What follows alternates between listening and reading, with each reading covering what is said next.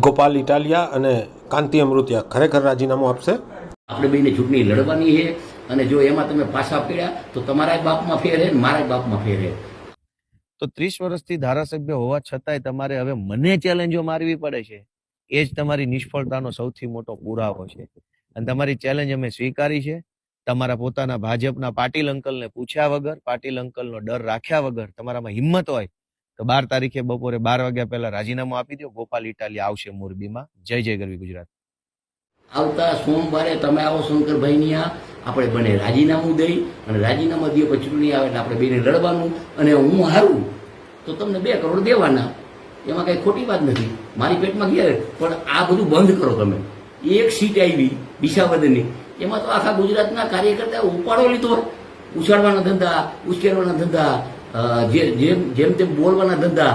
ગોપાલભાઈ આવે છે આમ કઈ ગોપાલભાઈ કે એવું કઈ હવે છે આવી જાય અહીંયા ક્યાં હું ના પાડું અને આવી ગયો સોમવાર રાજીનામું દેવો અને મારી તૈયારી છે.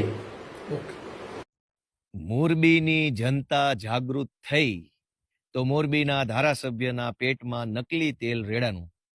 અત્યાર સુધી જનતા અન્યાય, અત્યાચાર, શોષણ અને તાનાશાહી સહન કરી લેતી હતી તો કોઈને તકલીફ ન હતી.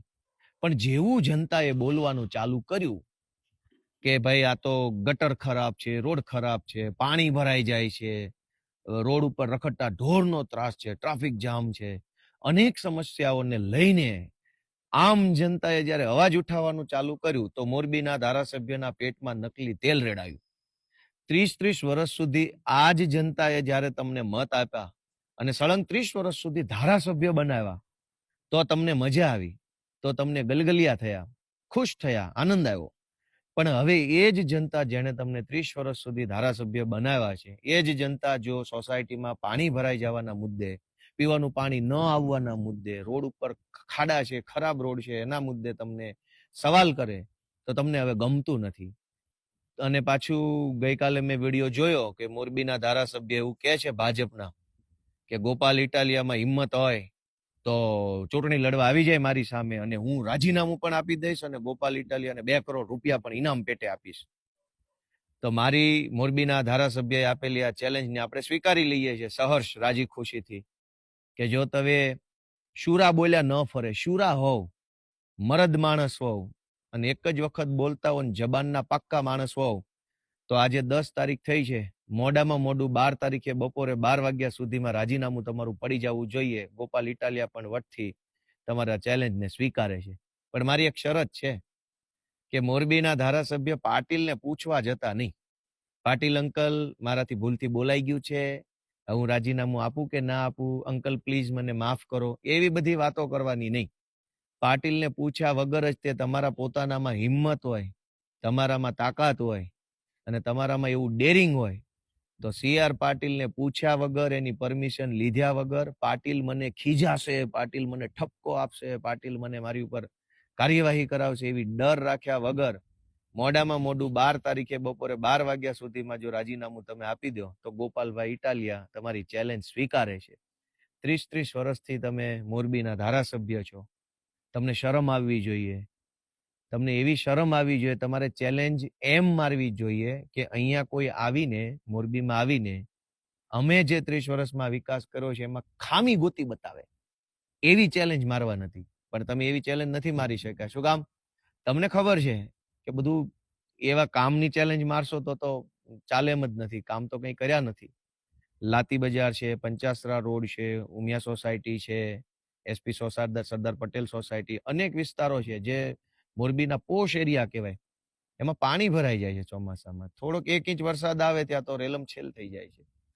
તો 30 વર્ષથી ધારાસભ્ય હોવા છતાંય તમારે હવે મને ચેલેન્જો મારવી પડે છે. એ જ તમારી નિષ્ફળતાનો સૌથી મોટો પુરાવો છે. અને તમારી ચેલેન્જ અમે સ્વીકારી છે. તમારા પોતાના ભાજપના પાટીલ અંકલને પૂછ્યા વગર, પાટીલ અંકલનો ડર રાખ્યા વગર તમારામાં હિંમત હોય તો 12 તારીખે બપોરે 12 વાગ્યા પહેલા રાજીનામું આપી દો. ગોપાલ ઇટાલિયા આવશે મોરબીમાં. જય જય ગરવી ગુજરાત. કાંતિ અમૃતિયા ઝેરના પારખા કરવા તો નીકળ્યા છે પરંતુ એમનાથી ખોટો માણસ પકડાઈ ગયો છે. ગોપાલ ઇટાલિયા બહુ મુશ્કેલ પરિસ્થિતિમાં વિસાવદરમાં ભાજપની આખી ફોજ સામે જંગ જીતી ચૂક્યા છે અને અત્યારે એમના તરફી જબરદસ્ત વેવ છે. એટલે ભાજપનું સંગઠન ગમે એવું હોય તો એ પણ આ વેવમાં કોઈ કામ કરી શકે એમ નથી. અને બીજી તરફ ઠેર ઠેર જે રીતે રસ્તા તૂટી ગયા છે તેનાથી લોકોમાં તીવ્ર આક્રોશ છે. લગભગ 1-1.5 મહિનાથી વરસાદી માહોલ છવાયેલો છે અને કુદરત પણ જુઓ, માવઠું શરૂ થયું અને લગભગ સતત 15થી 20 દિવસ સુધી આછો પાતળો વરસાદ વરસતો રહ્યો. એના કારણે જે રસ્તાના કામો હતા એ અધૂરા પડ્યા રહ્યા. ભ્રષ્ટાચારના કારણે રસ્તાની જે બદહાલ પરિસ્થિતિ હતી એમાં માવઠાએ વધારો કર્યો અને એનાથી લોકોને જે પરેશાની થઈ, આવી પરિસ્થિતિમાં લોકોનો જે આક્રોશ હોય છે એવા આક્રોશને ક્યારેય દબાવી શકાતો નથી. ચૂંટણીઓમાં તો તમે ધર્મની વાતો કરી શકો, ભાષાની વાતો કરી શકો કે કોઈ શહીદીની વાતો કરી શકો, આ બધું ચાલે. પરંતુ જ્યારે પ્રજાને લગતા પ્રશ્નોના મુદ્દે પ્રજા પોતે આંદોલન કરતી હોય ત્યારે એને જવાબ આપવો બહુ મુશ્કેલ પડી જાય છે. આમ તો આ રાજીનામાની જે ચેલેન્જ છે એની એક વાત એ પણ સમજવા જેવી છે કે ગુજરાતમાં 1.5 વર્ષ પછી વિધાનસભાની ચૂંટણીઓ આવી રહી છે. એટલે અત્યારે કદાચ આ બંને રાજીનામા આપે તો પણ ત્વરિત ચૂંટણી આવે એવી શક્યતા બહુ ઓછી છે. નમસ્કાર મિત્રો, હું ગોપાલ ઇટાલિયા. ગંભીરામાં જે બ્રિજ તૂટવાની ઘટના બની એના પછી ગુજરાતના ભાજપના મુખ્યમંત્રીએ જે બેજવાબદાર ભર્યું નિવેદન કર્યું કે 23 ગાળા પૈકી એક જ ગાળો તૂટ્યો છે, આટલું બધું શરમજનક અને બિનસંવેદનશીલ નિવેદન કર્યું તે બદલ મેં એક કવિતાની રચના કરી છે. આજે જ 10 તારીખે ગુરુ પૂર્ણિમાના દિવસે મારા મનમાં જે શબ્દો સ્ફુર્યા એ મેં લખ્યા છે અને હું ગુજરાતના ભાજપના સૌ નેતાઓને આ કવિતા સમર્પિત કરવા માંગુ છું. દાદા કહે છે કે પુલ નહીં તૂટ્યો છે ફક્ત એક જ ગાળો. દાદા કહે છે કે પુલ નહીં પણ તૂટ્યો છે ફક્ત એક જ ગાળો. ભાજપની સત્તાને કોણ સમજાવે કે તૂટ્યો છે પરિવારનો આખો માળો. દાદા કહે છે કે પુલ નહીં પણ તૂટ્યો છે ફક્ત એક જ ગાળો. સત્તાને કોણ સમજાવે કે તૂટ્યો છે પરિવારનો આખો માળો. મોરબીથી લઈને ગંભીરા સુધી બ્રિજ તૂટે ને ઉગે છે દિવસ કાળો. રોજ એટલી બધી દુર્ઘટના બને, સવાર પડે ત્યારે ખબર પડે કે આવું થઈ ગયું. કે મોરબીથી લઈને ગંભીરા સુધી બ્રિજ તૂટે ને ઉગે છે દિવસ કાળો. ભ્રષ્ટાચારે મૂકી છે એવી માજા કે નથી કોઈ એને રોકવા વાળો. આગળ કે હલકી ગુણવત્તા ચાલી જશે, ગમે એવું ખરાબ કામ કરો ભાજપના રાજમાં ચાલશે. હલકી ગુણવત્તા ચાલી જશે, બસ કમલમમાં આપો પાર્ટી ફંડનો ફાળો. લાશો ઉપર લાશ પડે છે, એટલી લાશો એનો નથી હિસાબ કે નથી મળતો કોઈ તાળો. દોસ્તો, બધું તૂટે, ક્યાંક પેપર ફૂટે, ક્યાંક તૂટે કે તૂટે ફૂટે, પબ્લિક હૈયું કૂટે, પણ કરે નહીં કોઈ દી કમળ કાઢવાનો ચાળો. કહે કવિ, પબ્લિકની આ સહન શક્તિને રાખે સલામત ઈશ્વર ઉપર વાળો.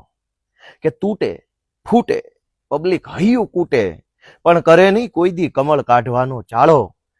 કહે કવિ, પબ્લિકની આ સહન શક્તિને રાખે સલામત ઈશ્વર ઉપર વાળો. અને છેલ્લી લાઈન છે કે ગોપાલ ઇટાલિયા બે હાથ જોડીને વિનવે છે કે હવે સૌને પાછા વાળો.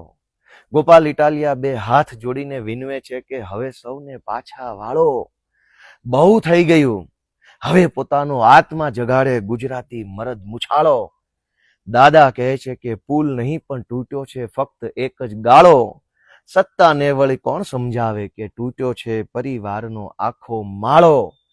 દોસ્તો, હવે કમળ કાઢવાનો વારો આવી ગયો છે, હવે પોતાનો આત્મા જગાડે મરદ મુછાળો. એવી વિનંતી સાથે ગોપાલ ઇટાલિયાના જય જય ગરવી ગુજરાત.